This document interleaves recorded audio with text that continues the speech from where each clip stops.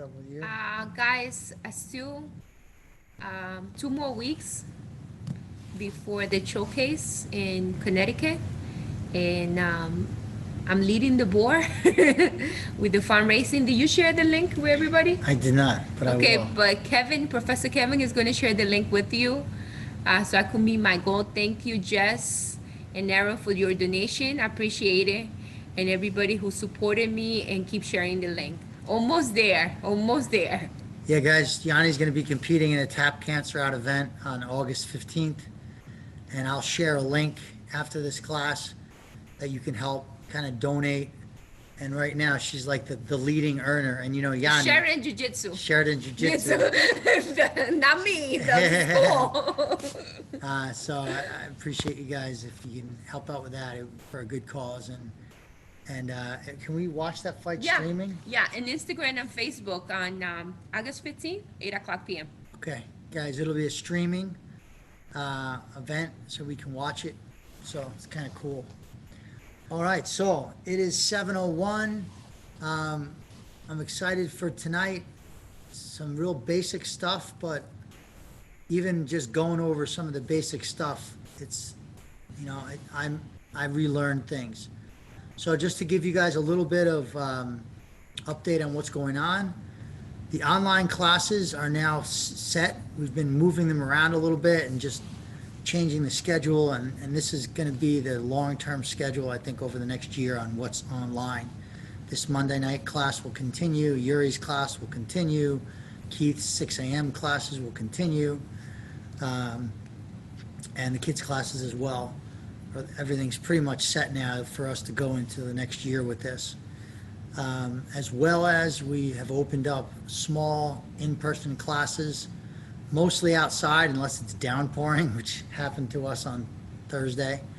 So we're keeping it to 8 people, and we're mostly trying to do that on the outside. There's beginner classes now, and there's one intermediate and advanced class, and I'll be adding another one next week. So we're just kind of getting the rhythm and meeting people on where they need to be. So we finished the takedown series, and now we're into guard. Congrats, guys. You made it. Yes, 5 weeks. And all of the curriculum is on the website. The passcode is have fun. And so you can go back to that stuff, and now we're in our new curriculum. So I just want to put in context what this is tonight. So this is guard.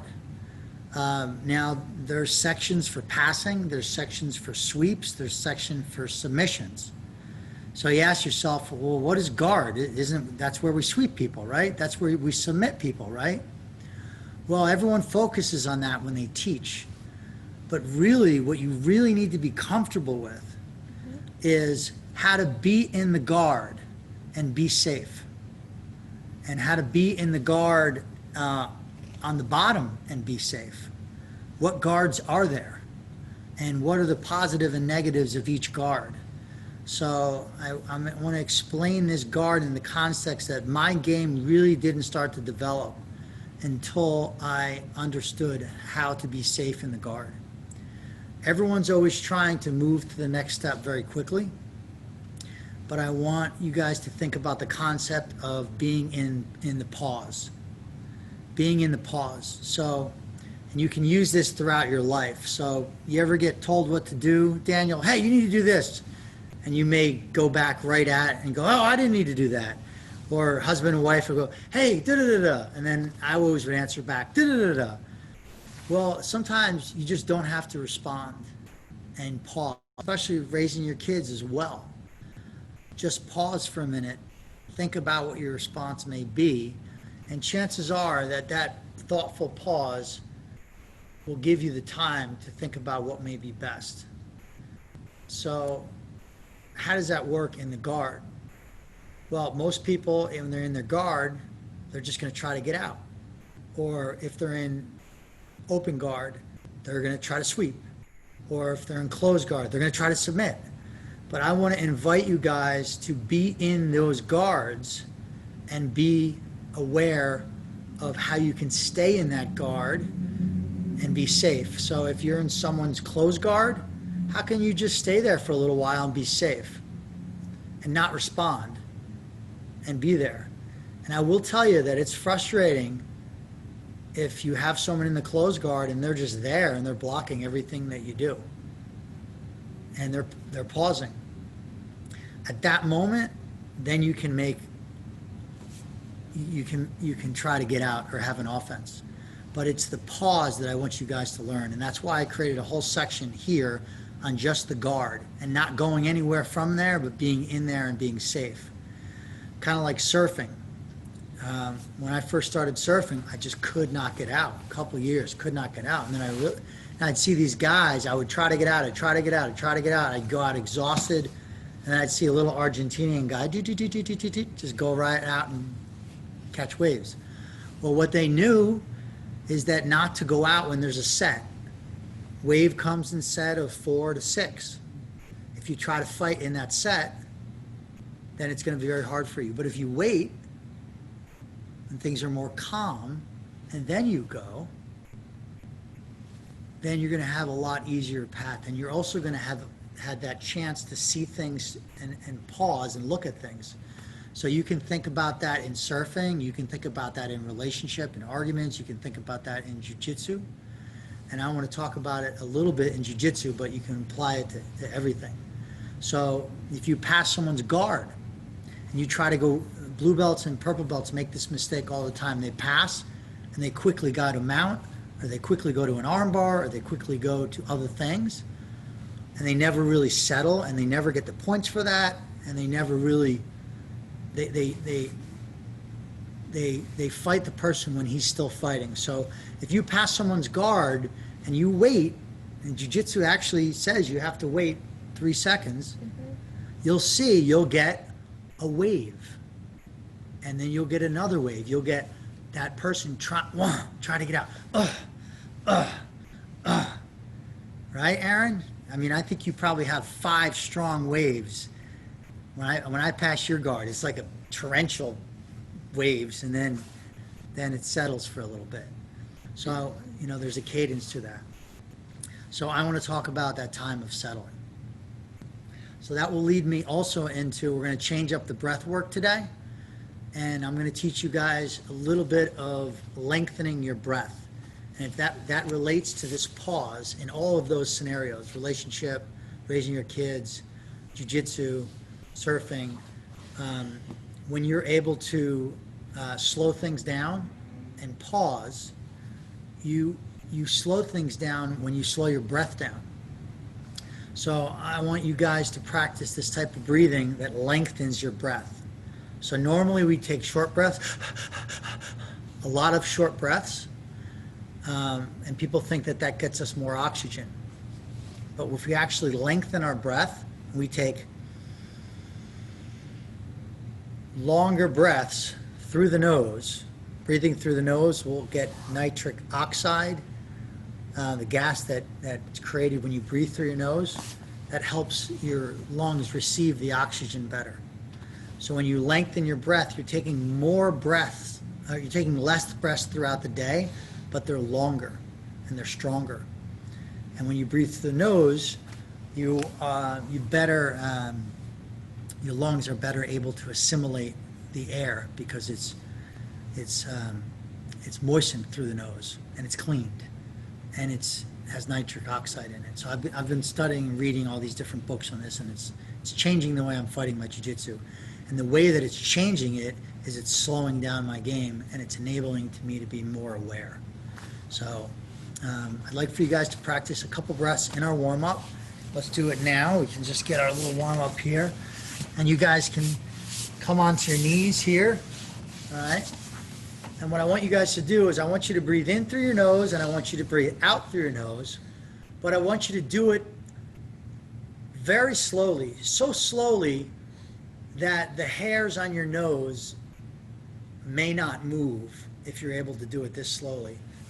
And also so slowly that you may feel a little starving for oxygen, like you kind of want to take a deeper breath. All right? So let's start, and we're going to do 3 breaths super slow. All right? You can go on your own pace. Through the nose, in through the nose, out through the nose, and I want you to try to lengthen that breath as much as you can, then have it come down. And I also want you to breathe into your lower portion of your stomach, into your diaphragm. So your stomach, you can hold on to your stomach and your chest to make sure your chest doesn't get much bigger. So let's breathe in and out through the nose real quick, just to start us off. And let's start with a slow, long breath into the nose.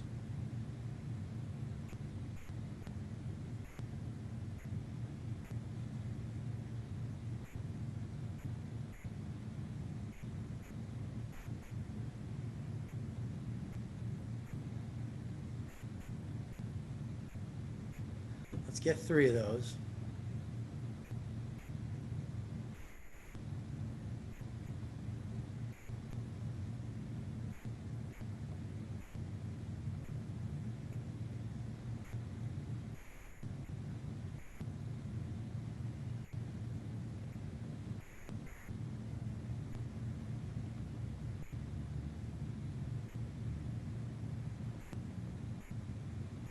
Let's do 3 more.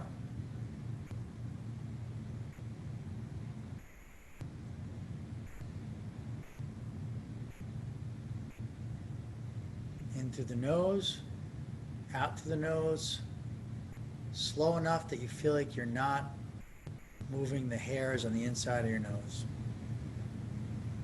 It's almost impossible to do that, but that's what you're going for.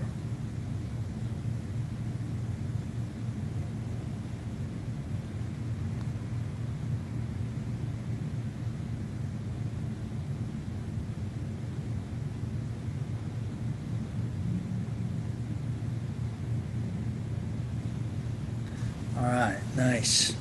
All right, guys, let's do a couple downward dogs.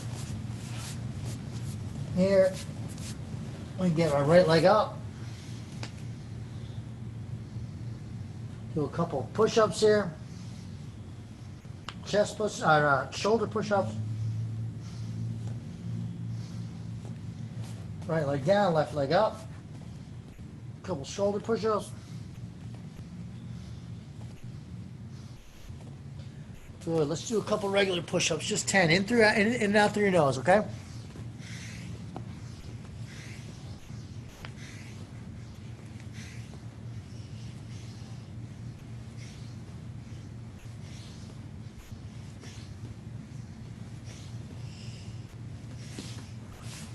Good. Let's do one of these. Back on our knees, out with our hands. A couple breaths to the nose. Breathe into your back.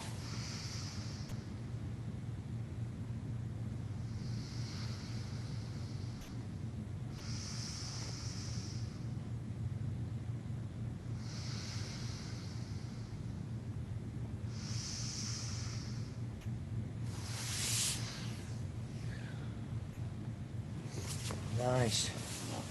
Let's do a couple of these guys, just a little technical stand up to the knee and back in. Technical stand up to the knee and back in. Come back down to the elbow. Come back to the shoulder. Come back to the elbow. Come back to the shoulder. Technical stand up, back in. Back down to the elbow. Back down to the shoulder. Now, once your elbows onto your hips. All right, and let's switch to the other side. All right, I'm gonna move back so you guys can see me a little better. We'll go back in. So, we're going on our shoulder, up to our elbow. All right, technical stand up, just to our knee. Back in, come down, back in. Nice. Let's come up here. Open guard. All right. Let's pull into close guard. All right. Let's come on to our side. All right. Come back in for side guard. All right. And then let's come back in here. All right. For butterfly guard. All right. All right. So let's just go over some basic guards, okay? So, first most basic guard is open guard. What are the advantages and what are the disadvantages of these? All right, I just want to put these little in context for you guys. What are the guards that are available to us? So, first guard is the open guard. All right, we've kind of gone over this before here. Let me just make sure. You guys like our new mats? Got some new mats here. I think I film in front of them. Is that good? You guys can see okay? Yeah? So, open guard, we've been through this before, right? I get knocked down, boom. My feet are up here, all right? And with open guard, the positive thing about open guard, there's a lot available to me. All right, there's a lot of opportunity. All right? But guess what? There's no security for me. There's a lot of opportunity for my attacker as well. So the open guard's great because there's a lot of availability, but open guard, this is called the supine guard because I'm on my back. I'm straight on my back, and I always want 4 points of contact. All right? So 2 sleeves, 2 feet, 1 sleeve with 2 points of contact, 1 foot. All right? I always want to try to keep 4 points of contact. All right? I may keep those points of contact on a shoulder. I might keep it on a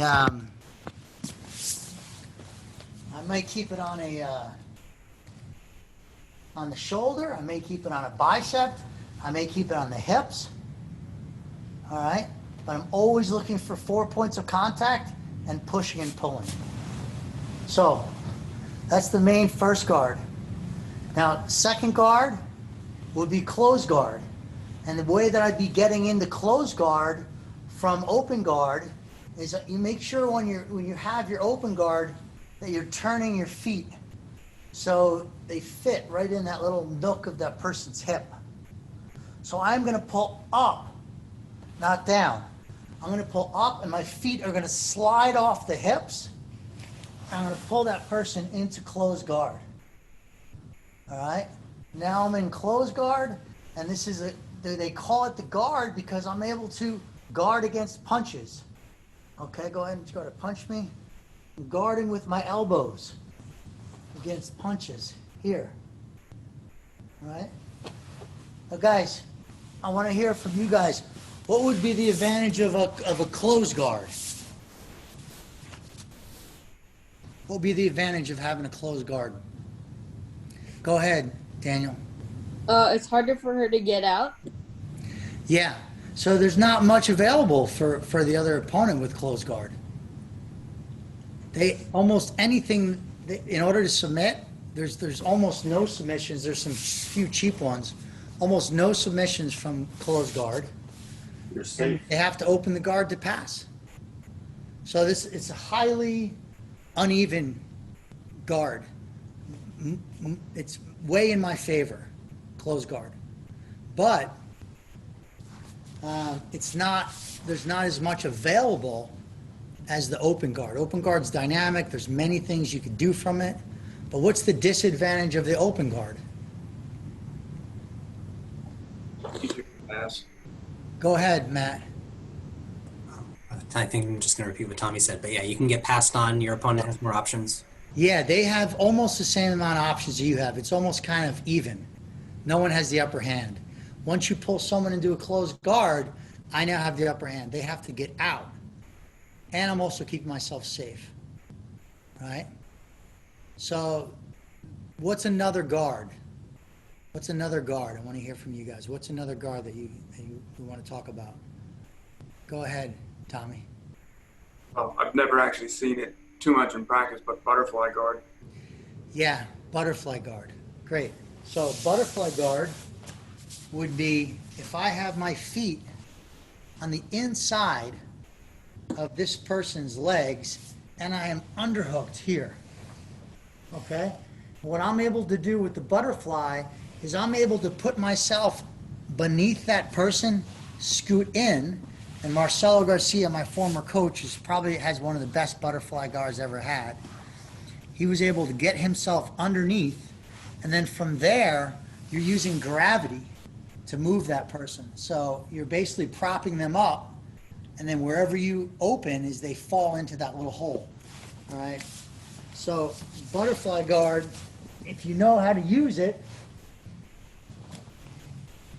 there's a lot that can go on here. There's a lot that can go on. But what's the disadvantage of the butterfly guard? Why Marcelo Garcia lost his MMA fight? That's why he lost his MMA fight. He got destroyed. Well, he did not get destroyed, by the way. He was winning, but he did get kicked in the head because he went for a takedown. And he was bleeding. But I will tell you, he made a decision after that because of the way they dealt with his next fight that he didn't want to deal with that. So why go into just getting punched in the face, right? So, That's the difference between jiu-jitsu for self-defense and then jiu-jitsu for... exactly. Gotcha. So Marcelo, he never dealt with punches. So he went in for a double leg and he got hit in the head and it was bleeding and bleeding. They had to stop the fight. But that's a whole nother topic. So disadvantage of butterfly guard, that you're coming in, right? And you could get punched in the face or knocked in. But the other thing, if you don't know how to do it, you're bringing that opponent on you, okay? And a lot of times, in my case, I'm not good at butterfly. You're fighting off the bottom, and you're not in a real good advantageous position. So you'll see some of these guards that we're going to talk about tonight. If you're good at them, that you have a huge upside. But if you're not good at them, there's a large downside. And with this particular guard, if you're not good at it, the downside is you could easily get passed. Half guard, all right? So half guard. So Want to do it this side? yeah, let's come this way. So let's start out with. So I got my open guard. I'm going to pull into a closed guard. Boom. That person is going to come up, which is going to give me the space to come up with them here. All right? And we can practice this on our own as well. So we're going to do kind of the technical stand-up that we did. One foot's going to go on the ground. We're going to pull ourselves in. I'm going to use this hand to push and pull ourselves out, and then we're going to come back in here for half guard. All right? So the beauty of half guard is I've chosen a side. So I'm saying come pass on this side. All right, this side's going to be a lot harder to pass. So come pass on this side. So I really have to defend. I know what I'm defending. If I have an open guard, they can pass this side, they can pass this side. So everything's open to them. All right? So if I go into half guard, I have a nice, what's called a knee shield. My knee over the chest and my elbows are into the side. As this person starts to come after me, I can keep myself safe. And then from here, there's a lot of options in here for submissions. There's many different things that you can do. What's the downside of half guard? If they get that knee through and get through your legs, they're right into side control or pass. So if you're not real astute at it, there's a learning curve for this, and there's a big price to pay with half guard. And the price is if they earn this underhook on you, if I'm here and they're able to earn this underhook here and start to pressure down, I'm still in half guard, but I'm pinned to the mat. And when I first started learning half guard, this would happen to me all the time. And then you spend half the fight fighting out of this half guard. So the downside to half guard, if you're not real astute at it, that person can easily win that underhook, and then you're really fighting in a very poor position. Also for self-defense purpose, we don't use ever the half guard. It's not- Self-defense, yeah. Go ahead. Yeah. As for my first MMA fight, I got stuck in half guard and I got hit a lot because the girl was in half guard and she threw a lot of punches at me. So it's really hard to, like, for self-defense purpose, to use the half guard. So Yeah, so you want to be in a closed guard in a self-defensive position, if you're in any guard at all. All right, and then there's also now the deep half. Right, what's the deep half? The deep half is we've gained this underhook and we're hooking ourselves very deep And our hips are now underneath this person here. And the beauty of the DPAF is you're able to have that angle where you're pushing that person away. And there's a lot of availability for leg locks, there's availability for sweeps, and you're not using a lot of energy. Because now, look, that person's facing away from me, right? I'm controlling their hips. But the downside, again, is if you try for DPAF, you don't get it, you can be stuck underneath here. So, similar deal. So, we've got open guard, we've got closed guard, we've got half guard, we've got DPAF, we've got butterfly guard. What other guards? Anybody know? Lapel or spider?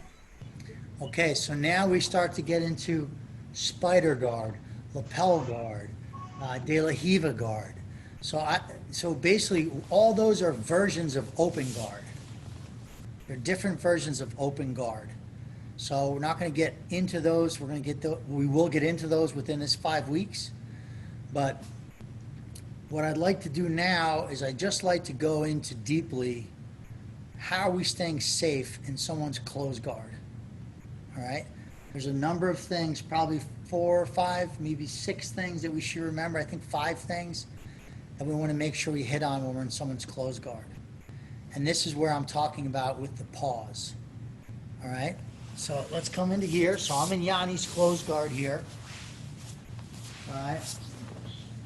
So first thing is what I want you guys to do is not try to escape. All right? Most people, as soon as they get this, they go, I want to get out. But instead, what I'd like you guys to do is I'd like you to breathe, which will slow things down. Breathe through the nose, obviously, slow things down, and it'll also give you more awareness. All right? In doing that, you have to keep yourself safe. So how do I keep myself safe? So the first thing I want you to realize, let's come to the side here, is that your toes here. Your toes, if they're up front here, it pushes my posture forward. If my posture's forward, this person can pull me back down and start to control me here, and it's closer to my neck, closer to arm bars. I ultimately want to be, I don't want to be tilting back this way. I don't want to be totally even. I want to be just a little bit back. Not so much forward, just a little bit back. All right? If I'm too far back, they can come up and start to sweep me this way. Yeah. If I'm too far forward, which is much more likely, a person can pull me forward. So by taking my feet and putting them out and under me, what am I doing? I'm making sure my posture is back. All right, so that's the first thing. Second thing you want to make sure of is your legs. Let go for a second. Your legs are not going to be here. That teeters me to either side.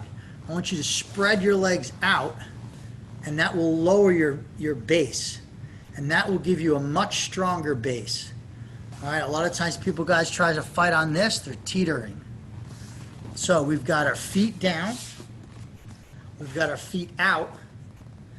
Now, it's going to be more of a V shape. If you notice, my feet are still somewhere in the middle.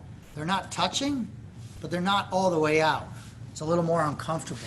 So it's kind of a V shape. So now what we've done, we've instead of being high and forward, our feet are down and we're back. Make sense, guys? Real basic stuff. All right? But important. I will tell you, I fought in the Masters World Championships a number of years ago, and I spent 8.5 of the 10 minutes in this position. And I was able to thwart everything off, but one of the reasons was because of good posture. I ultimately lost the match, but I would have been in a really bad situation because this guy from England had a really strong, long guard. So, feet out, knees out, And now, where's my chin, guys? Anybody know? You're looking up in the stands, right? Yeah. The Brazilian guys used to teach it to me this way. When I first started fighting in tournaments, there was just Brazilian girlfriends in the stands. Those were the only people that wanted to show up at 9 in the morning. So I used to see these guys and they all be looking up. My God, these guys are so cocky. They're all looking in the stands when they're fighting. And they go, yeah, they're looking at the Brazilian girls in the third row. No, that was just them posturing. So if you're looking down, your posture goes down. If you're looking up, your posture goes up. So you need to make sure your chin is level with the mat. All right? Or that you're looking into the third row. And I will tell you, 9 out of 10 beginners, what they do when they fight, and I see it probably for the first 2 years of most people's career, is they're looking at what they have to deal with, right? They're looking down, looking at their partner, looking at what they're doing. You want to feel what they're doing. Doesn't mean you still can't see, but you want your posture to be up. So your eyes may be down, but you want your posture to be up. You can still be seeing what's there, preferably your vision, but you want your posture up, right? So, feet down, posture, chin up, right? Nose breathing and feet out. All right? Now, just the fact that you're not trying to escape means that you now can set yourself in this position and work on safety instead of trying to move around to get out. Because as you move around, that creates opportunity for your partner.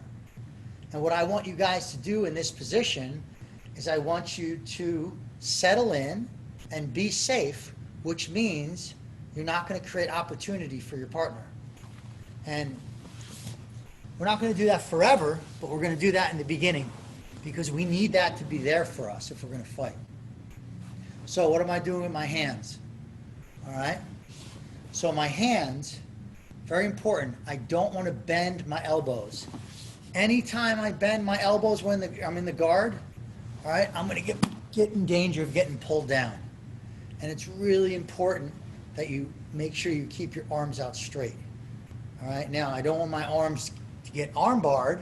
I'm not pushing them super high, but I'm going to push on the hips. All right, and I want you to keep the guard kind of tight. So I'm going to be pushing on the hips. All right. Now, if I'm on the bottom part of the hips, what happens to my elbows? Can you see my elbows when I'm on the bottom? Do they bend a little bit? Yeah, so I'm going to have to come further out. And the way that I come further out is I put my 2 thumbs underneath the belt.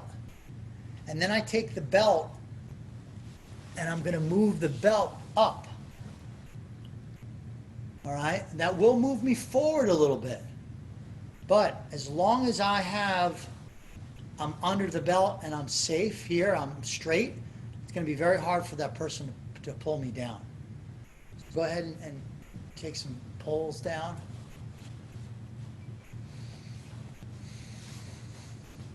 Good. So notice Yanni just grabbed and she tried to put one of my arms to the other side.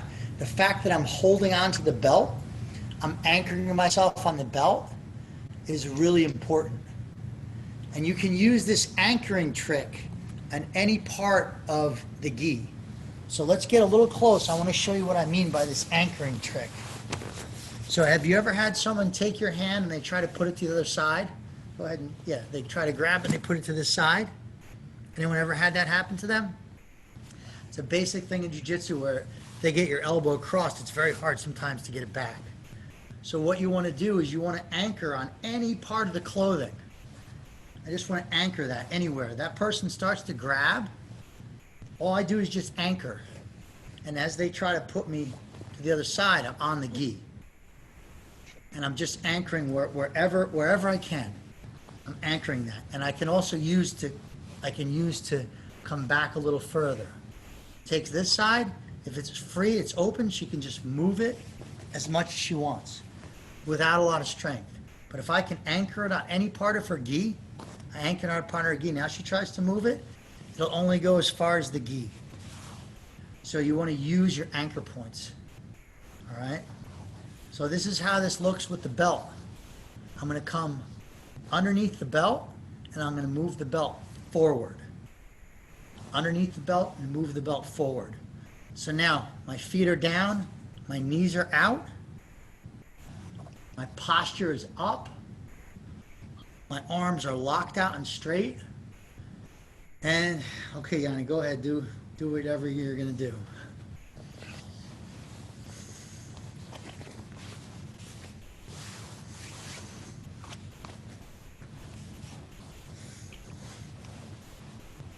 Now this is not easy, actually. You know, Yanni's strong. It's not perfect, but I'm able to create like some solidity. I was going 100%. Yeah. All right. So, what does it do to someone's confidence when I stay in this position and I negate 10 or 12 of their attacks? Does it go up or does it go down? Down. Down. What does it do when I'm breathing and I'm chilling and I'm like breathing slowly, and they're doing all that? Do they see a lack of confidence or more confidence in me? More confidence in you.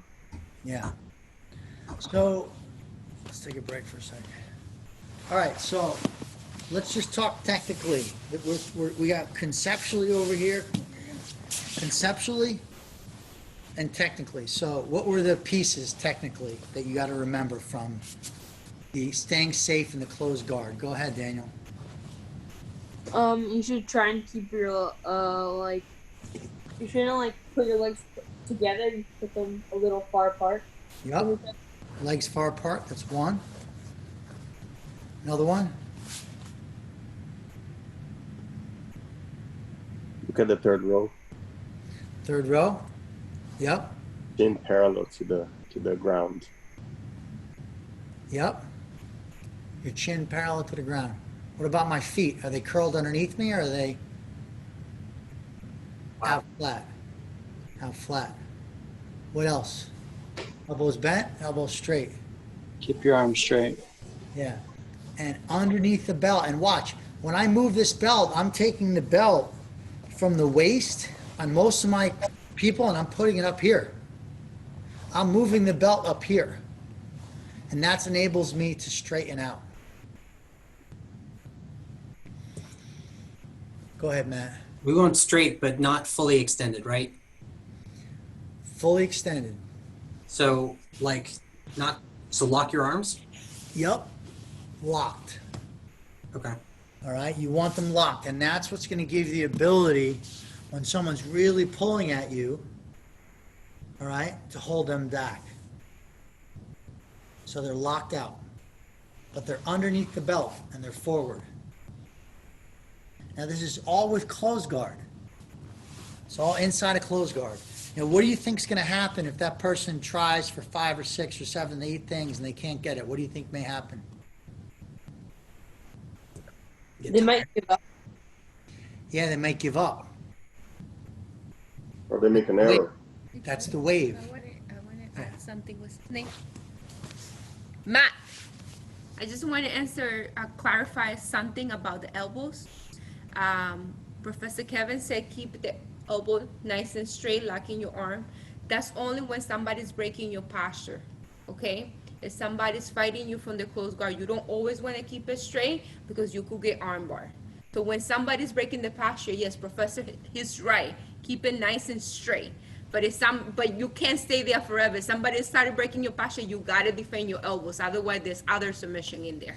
Yeah, so if they open from a closed guard to an open guard, now you're in danger of someone arm barring you, so then you have to bend again. But if you're in closed guard and they're trying to pull you down, you're going to negate that by pushing down. All right? So now what happens? Someone's going to try that. That's the wave, right? They go after it, go after it, go after it. What happens? What happens then? They get frustrated and open their guard, maybe. Yes, they open the guard. For me, if someone blocks me 2, 3 times, I'm not spending the energy. I'll open the guard right up. So what are you trying to do? You're trying to get the guard, you want to get out of guard, right? So this is a scenario where if you stay safe, you may not even have to get out of guard. You may have to do nothing and just wait. Just pause. Right? Just pause, and then things may open up for you on your own. Now, sometimes if you're with a really strong opponent, they may just keep you there, and they may be fine keeping you there. And if you're down on points, if you're in a match, you're probably going to have to get out. And then we'll go through strategies on how to get out. But I want you guys to first understand that a basic part of jiu-jitsu, which a lot of people don't talk about, is being safe and pausing and being in that and being okay with being in that. So many people are always trying to get to the next thing. And sometimes you just have to be in that space. I'm going to give you one other piece here. All right? And then I'll open it up for some questions. So sometimes, especially when I go against really large, strong opponents, I'm actually not able to fully lock them out.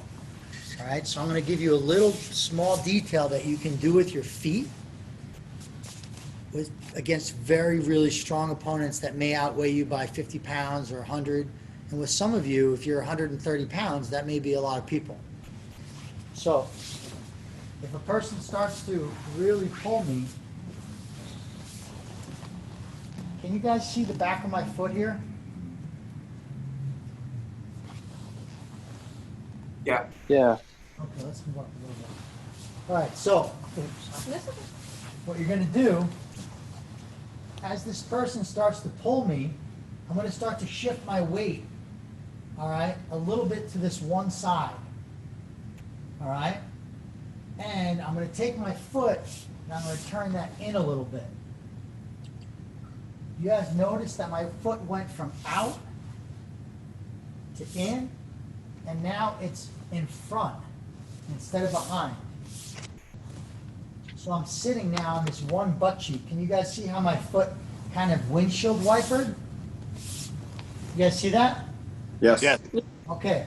Now, you're going to have to create a prop back here, because the danger of this windshield is the person's now going to come up now this way. All right? And if I don't have a prop here, they can sweep this way. So what you're going to do is you're going to go from an inside windshield to one foot on one hand on the belt and one back. Now, if that person is really pulling me, go ahead and pull me. Pull it forward. 2 hands. Yeah, just like that. Yeah. They're really pulling me. They're not going to. It's not going to work because I'm all the way back. The danger now, if they switch it and they start to come up, but I have to be able to come back quickly from that. All right. So it kind of looks like this if you're doing it on your own. You're going to sit back. You're pushing hard here. You're pushing hard. All right. You're going to keep the one here. You're going to start to place this here, and you're going to bring this underneath. And now you're propped up, so they can't sweep you this way, but they're really trying to pull you this way. So I want you guys to get into this here, and I want you all guys to come to this position, and I want you to go through these 5 points. How are my feet? How are my knees? How are my posture? How are my arms? All right, I got 1, 2, 3, 4, right? And then you've got pushing up with the belt. Nice, that feels sturdy. And then if you really need to, if it's a super strong guy, tuck under. But you want to keep this straight here as well. This is all for close guard. And come back. Here, and back. Good. See it, Yanni?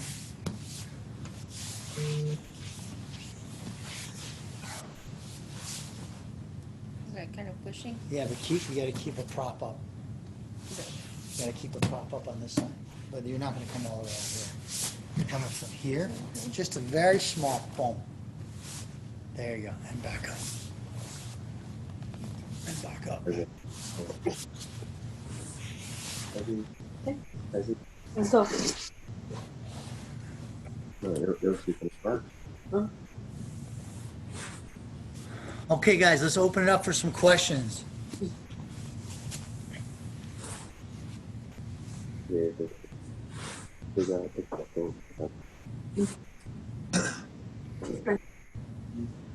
Kevin, back to, is that all right? Going back to half guard real quick, Kevin. Sure, yeah. You said one of the most important things, or not to let them pressure, get that underhook. How do you? Obviously, you're feeling that when you're in your knee shields, but how do you fight that? Are you trying to stay in half guard, or are you trying to? So if you're in half guard, I've been working a lot of half since I've been working with Jimmy Harbison. Come on over here. Been really comfortable with it, and the first thing is obviously you keep your knee shield. That'll keep them out, but you keep your elbow hooked into your hip. All right, and as they go for that underhook, that is actually, it's like when you're fishing, you put the hook out. As they go for the underhook, that's exactly what I'm looking for. So they go for the underhook, you can cross wrist here and bring it across. Now I'm up here, right? So you actually want them to dig for that stuff, but you're ready for it. So if you're in half guard, your elbow needs to be attached to your hip, and they won't get the underhook. And you're here present and waiting. You're not putting a lot of offense in. Another concept, guys, where you're waiting. You're waiting and you're baiting. All right, and okay, I'm on bottom. Guess what? Guess who has to do the work when they're on top? Do you guys know that? If I'm here, Yanni's standing, I'm in a jiu-jitsu match, I could stay like this for 8 minutes. If Yanni didn't do anything, she'd get thrown out of the gym for stalling. Did you guys know that?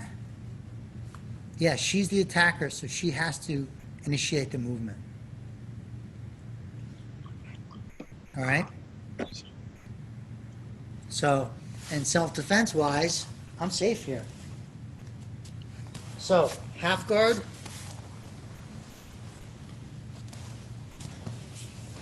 Elbow on your hip. She starts digging for it, I can come across, bring it through. Or if she starts to get a little bit in it, I'm going to come in, hook underneath. Okay? Or I can just straighten out my body. I'm hooked in, right? Because I want to be close to her, but if she starts to get too close, I can just straighten out. Put my knee shield back in. You can always come high as well. But biggest thing, Chris, elbow. It's like you're like some type of animal that doesn't have forearm, or that only has forearms. Right? All right. What else, guys?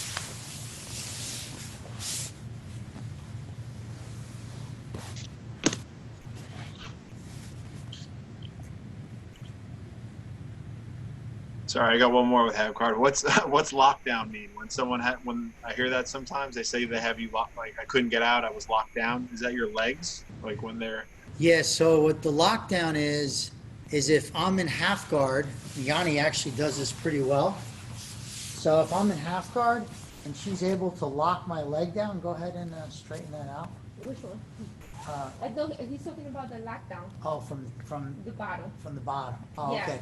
So what I do here is I lock onto this person's foot here and I straighten their leg out. I don't even think I'm doing it right. But basically I lock their leg down and they're not able to have a lot of movement here. So that's more from D-path. So I basically am able to create a lock on their leg where I have it completely locked in and they're not able to move their leg. But now that's more from D-path. Or like if somebody's down, so like I'm in half guard, can you guys see me? And Kevin is smashing me, right? His weight's on top of me. I could use the lockdown to bring his weight down. Oh, yeah, that's it right there. You know, I bring his weight down, and then I could establish my half guard, and then work on my sweep. Yeah. So she's basically, go ahead and put it on. She's basically locking. Look, you notice here, she's locking my whole leg. And, sorry, when someone does that to me, I don't want to get hurt my knee, so I just wait. Because nothing happens from there. So they can keep me in lockdown, but. All right, if I'm on top of them, Your legs are like crossed and Yanni extended, right? You kind of, yeah. not a Yep. figure four so much, right? It's Yeah, it's not a figure four. you extend it out. Yeah, it's extended out like on the top of my. And then your whole weight shifted. Yeah, that's awesome. It's a good defensive move. Usually, I use the lockdown when I go with somebody who's bigger and stronger, and they smash me, so I can shift their weight from one side to the other, or get my half guard. I use the lockdown. So you guys want to make a decision on what guard you feel like you want to develop. All right? I'll say this again. You want to make a decision on what guard you want to develop. You know, there's only so much time we have in life, right? You know, so what guard are you going to be good at? You're going to be good at closed guard? You're going to be good at half guard? You're going to be good at butterfly? And once you make a choice, and you want to make that choice based on how you feel in that, how comfortable are these guards for you? And then from there, you start to work on that and start to develop that guard. Make sense, guys? All right, let's do some of this breathing. We'll close it out. I'm going to put my Irish buddy on here. This is the, has anyone heard of the Buteyko breath? Buteyko breath work. It's a form of Tummo breathing, which was done by the ancient Buddhists, and it's all about slowing down your breath. So it's very different than what we've been doing before, which is about exciting your breath and bringing you to both sides. The Wim Hof stuff is about creating carbon dioxide and then actually slowing down your mind. So it's speeding up and slowing it down and expanding yourself that way. This is more about lengthening your breath to create more nitric oxide in your nose to better assimilate the oxygen that you breathe in. All right, so I'm going to put this on for you here. We'll do it together. So breathe light. Now I'm going to have you some practice the exercise, but before that I want to look at the relationship between stress and breathing. I think in adults, we often breathe through the mouth. That's how we breathe when we're stressed. But then we're often told to take a deep breath. What I'd like you to do is take a deep breath. So did you increase the speed of it? Yes. Was it like a big sigh? Yes. Okay, you're aware of nose breathing, so we're not going to have oral breathing here. But was it a noticeable breath? Yes. And if you were to look down at your chest, you'll see it's upper chest breathing. And taking the instruction to take the deep breath is endemic. You hear of it everywhere. We have this belief that the more air we breathe, the more oxygen delivered to the cells. But oxygen transfer takes place from the blood to the tissues in the presence of carbon dioxide. You breathe too hard, you get rid of too much CO2, and the bond between oxygen and hemoglobin strengthens. It's called the oxygen dissociation curve. But the other aspect is, light breathing through the nose, you harness a higher concentration of nasal nitric oxide. And nasal nitric oxide enhances oxygen uptake in the blood. To breathe through the nose, you activate the diaphragm. Activating the diaphragm and breathing through the nose will help activate the parasympathetic nervous system. The slower and lighter you breathe, the more you bring your body from a state of stress into relaxation. You need to do the opposite to the deep breath. And that's what we're going to practice. So what I would like you to do is, instead of breathing faster, I would like you to completely slow down your breath. Instead of sighing, I would like you to have regular breathing. Instead of breathing through the mouth, I would like you to breathe through your nose. Instead of noticeable breathing, I'd like you to have soft breathing. So I'd like you to put one hand on your chest, one hand just above your navel. And I would like you to tune into your breath. I would like you to feel the slightly colder air coming into your nose and the slightly warmer air leaving your nose. To feel the slightly colder air coming into the nose and the slightly warmer air leaving your nose. Can we influence your blood circulation through your breath? Pay attention to your body temperature and check, can we influence your blood circulation? As you feel your breathing, I'd like you to pay attention to the airflow as it comes into your nose and as it leaves your nose. And I'd like you to start slowing down the speed of the air as it enters and leaves your nostrils.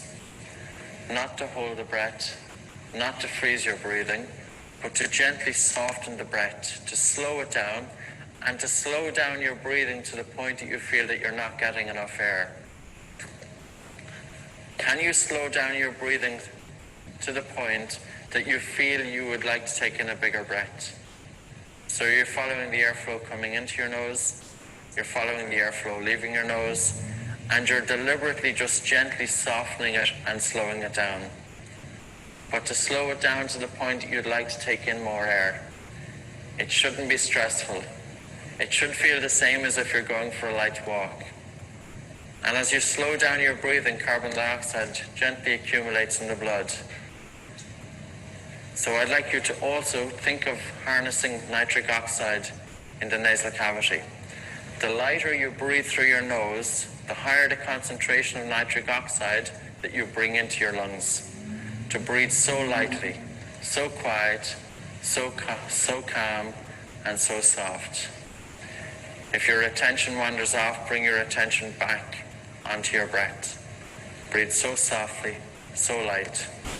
You're only doing this correctly if you feel that you're not getting enough air. We shouldn't see anybody breathe. So I'd like you to slow down your breathing to the point that you feel that you'd like to take in a larger breath, that you feel a deprivation of air. Continue slowing down the breath. Continue slowing down the breath. Continue slowing down the breath. Two things to pay attention to: the amount of saliva in your mouth and your body temperature. Okay, so we can take a rest for that. I'm going to take a rest just for a minute. By the way, how many of you had an air shortage? How many of you felt you would like to take a break? Okay, guys, if you showed this to me before I started researching it, I'd be like, I want to train jiu-jitsu. I don't want to fall asleep. But I will tell you, if you get tired when you roll and you want to be able to roll for longer period of times, nose breathe. If you feel like you jump around your game a lot and you're not aware of what your opponent's doing, and you want to be more aware of your game and what your opponent's doing and more focused out, then nose breathe. If you want to be able to